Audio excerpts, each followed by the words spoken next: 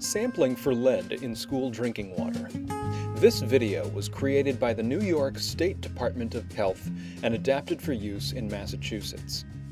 The following video is intended to assist school officials with the development and implementation of a lead and copper sampling plan.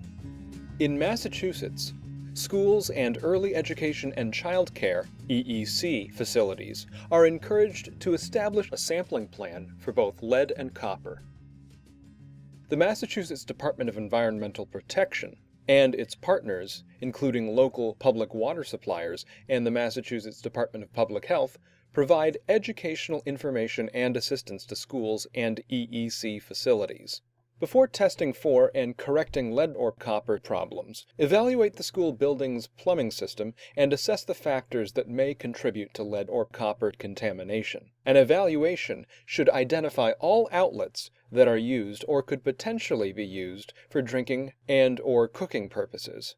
All identified outlets must be sampled for lead and copper, including drinking water fountains, classroom sinks, bathroom sinks, kitchen sinks, and athletic field concession stands. Based on this information, the school can develop a sampling plan, including assigning unique identification numbers to each outlet to be sampled.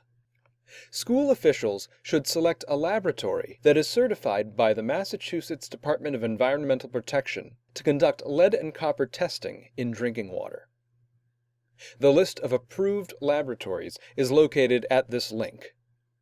Contact the laboratory to obtain chain of custody forms and 250 milliliter wide-mouth plastic sample containers. If you prefer sample bottles without the nitric acid preservative, make sure to discuss in advance with the lab before they send out your shipment. Nitric acid can burn if it comes in contact with skin or clothing. All samples should be collected early in the morning before any water has been used in the building. Water must not be used for no less than 8 hours and no more than 18 hours prior to sampling. You may want to post signs to make sure taps are not used during this time period. To get a sample that best represents water used for drinking and/or cooking, avoid collecting samples in the mornings after vacations, weekends, or holidays, unless specifically directed to do so. Use only 250 milliliter sample containers supplied by the certified laboratory. EPA recommends using a wide-mouth bottle to ensure you are capturing all water that flows from the outlet. Containers should not be opened until you are ready to collect the sample.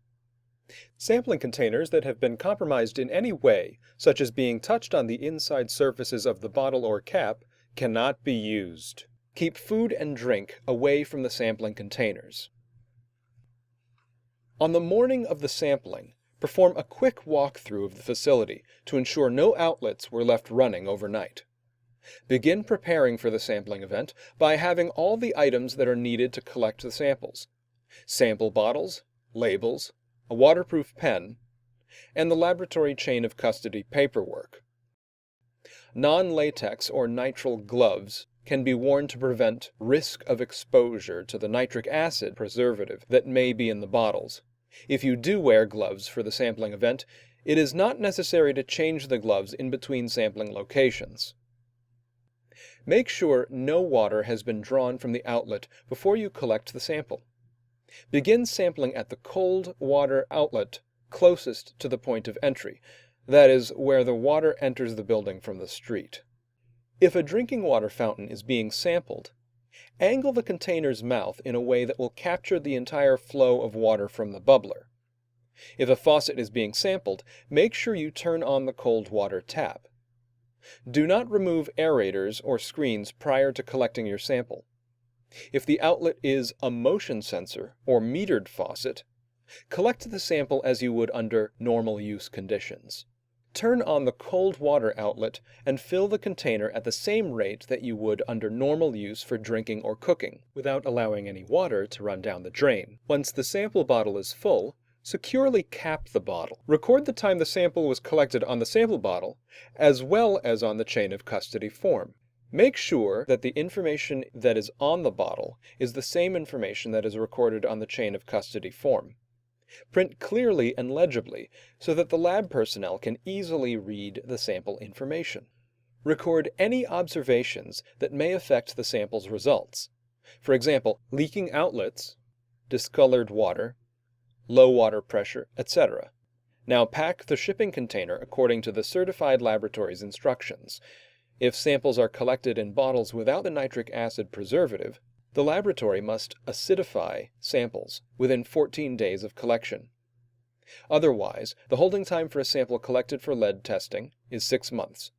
Samples for lead testing do not need to be refrigerated or packed in ice for shipment to the lab.